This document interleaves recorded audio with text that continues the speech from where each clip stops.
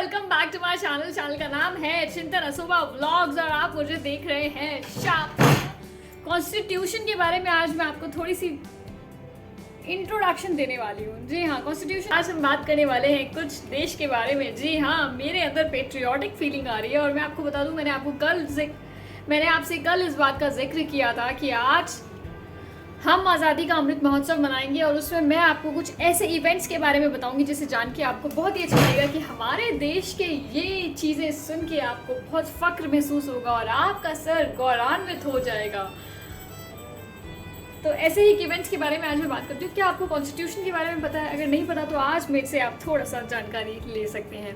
Constitution, जी हाँ, constitution एक rule book है इंडिया का। जैसे कि किसी भी इंस्टीट्यूशन या अगर स्कूल की बात करते हैं छोटे लेवल पे, तो हमें उसके अंदर बच्चों को ऑर्गेनाइज रखने के लिए और वहाँ के एक इन्वायरमेंट को एक सिंसियर और एक डिसिप्लिन में रखने के लिए बच्चों को हम एक रूल बुक बनाते हैं, जिसके अंदर हम छोटू आवाज़ मत करो, दिख नहीं रहा तुम्हारी बड़ी बहन वीडियो बना रही है। हे छोटू, देखो मैं छोटू, खैर छोड़िए। तो हाँ, हम कहाँ थे? कॉन्स्टिट्यूशन पे। जी हाँ, तो किसी भी स्कूल का या इंस्टीट्यूशन का एक कॉन्स्टिट्यूशन होता है, एक रूल बुक होती है किसी भी इंस्टीट्यूशन की, जिसको फॉलो करते हैं बच्चे और वहाँ के बच्चे डिसिप्लिन में रहते हैं और एक सिंसियरिटी रहती है लोगों में और सबको पता होता है कि उन्हें इस तरीके के ड्रेस कोड में आना है या फिर उन्हें इस तरीके का हेयर स्टाइल बनाना है, 2 चोटी बनानी है। मेरे टाइम में तो यही होता था। खैर, आप लोगों के टाइम में क्या होता है बता सकते हैं। तो इसी तरीके के कॉन्स्टिट्यूशन को इंडिया में भी लागू किया गया 26 जनवरी 1950 में, जिसके अंतर्गत ये तय हुआ कि हमें एक कॉन्स्टिट्यूशन की ज़रूरत है, क्योंकि उससे पहले ब्रिटिश रूल था और फिर ब्रिटिश रूल में काफ़ी सारे चार्टर एक्ट्स बने और उसके बाद में 1858 के अंदर क्राउन रूल आया, उसके अंदर इंडियन काउंसिल एक्ट्स बने और फिर हमारा देश आज़ाद हुआ 1947 में। और उसके बाद में ये डिसाइड किया गया कि एक कॉन्स्टिट्यूशन की बेहद ज़रूरत है, जिसके अंदर गवर्नेंस कैसी होगी, हमारी एडमिनिस्ट्रेशन कैसा होने वाला है, क्या क्या चीज़ें होंगी, प्रोसीजर, रूल्स, फॉलोस, क्या क्या फॉलो होने वाले हैं, वो सब चीज़ें डिसाइड की जाएगी। तो फिर एक कॉन्स्टिट्यूशन असेंबली हुई और उस असेंबली ने डिसाइड किया कि हम इस तरीके की कमिटीज़ बनाएंगे और ये कमिटी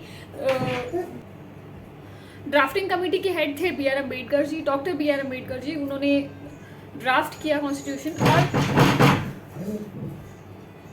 जो हमारा कॉन्स्टिट्यूशन था वो बाकी देश के कॉन्स्टिट्यूशन से किस तरीके से अलग था, ये मैं आपको बताने वाली हूँ आज। ये सबसे ज़्यादा बड़ा एक लेंदी और रिटन कॉन्स्टिट्यूशन था जो कि बाकी देशों में नहीं होते आपको। और कॉन्स्टिट्यूशन सर्वोपरि है, हमें उसके ऊपर नहीं जाना है।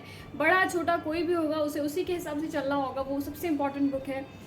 अगर आपने अभी तक नहीं पढ़ी है तो ज़रूर पढ़िए उसको और समझने की कोशिश कीजिए, आपको आपके राइट्स और ड्यूटीज़ पता चल जाएंगे। और देखिए, अगर आप अपने राइट्स मांगते हैं तो उससे पहले आप अपनी ड्यूटीज़ को फॉलो करें, राइट्स आपको अपने आप मिल जाएंगे।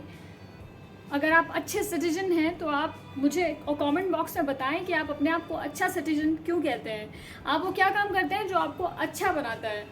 जैसे मैं, I don't litre, this is one of my qualities. So I got a call, just a second. तो इसके अंदर कुछ तो मेजर कमिटीज़ थी और कुछ माइनर कमिटीज़ थी। मेजर कमिटीज़ में आप प्रोविजनल कमिटीज़ मान लें और यूनियन कमेटी थी, सरदार पटेल जिसके हेड थे, और ड्राफ्टिंग कमेटी थी जो बहुत ही ज़्यादा इंपॉर्टेंट थी। 26 जनवरी 1950 में हमारा कॉन्स्टिट्यूशन लागू किया गया, जिसके अंदर कुछ स्पेशल फीचर्स थे जो इसे बहुत अलग बनाते थे। क्या आप जानते हैं इंडिया के कॉन्स्टिट्यूशन में क्या स्पेशल फीचर्स थे जो इसे सबसे अलग बनाते हैं? तो ये सबसे लेंथीएस्ट रिटन कॉन्स्टिट्यूशन था और साथ साथ हमने सभी देश के कॉन्स्टिट्यूशन में से कुछ कुछ चीज़ें बोरो करके अपना कॉन्स्टिट्यूशन बनाया था। ये रिजिड भी था और फ्लेक्सिबल भी था। फ्लेक्सिबल ऐसे था कि हम उसमें कुछ चेंजेस या अमेंडमेंट कर सकते थे हमारे देश की नीड के अकॉर्डिंग, और रिजिड इसलिए था क्योंकि अमेंडमेंट्स थे वो इतने इजी नहीं थे। इसमें इंडिया को एक sovereign, socialist, secular, democratic Republic घोषित किया गया था और हमें जस्टिस, इक्वालिटी, लिबर्टी और फ्रेटर्निटी भी दी गई थी, जो कि हमारे प्रियम्बल में है ना। ये मज़े की बात, इस बारे में डिटेल में और बताऊंगी लेकिन नेक्स्ट वीडियो में। आप जुड़े रहिए मेरे साथ। तो हम जस्ट अभी बाहर से आए हैं। मैंने थोड़ा सा ड्राइव करके मैं मम्मी पापा को पान खिलाने गई थी और मैंगो शेक पिलाने गई थी और आई जस्ट केम बैक। और अब आप लोगों से थोड़ी बात करती हूँ। लो कर लो। मैं एप्पल को खाने से पहले काटता नहीं, दिल की बातें किसी से बांटता नहीं, या कोई नहीं, या कोई नहीं। क्या कर रहे हो छोटू? पानी में इतना मुंह क्यों डाल रहे हो? वापस करके दिखाता हूँ। मुंह धो रहा हूँ, तुम्हें दिख नहीं रहा क्या? जैसे तुम नहाती हो वैसे मैं भी नहा रहा हूँ। सजना है मुझे सजना के लिए, सजना है मुझे। अरे बाप रे, मेरे नाक की नथ कहाँ गिर गई? ओहो, चलो छोड़ो, थोड़ा घूम के आता हूँ। नो नो तो वो तो ज़्यादा करता है।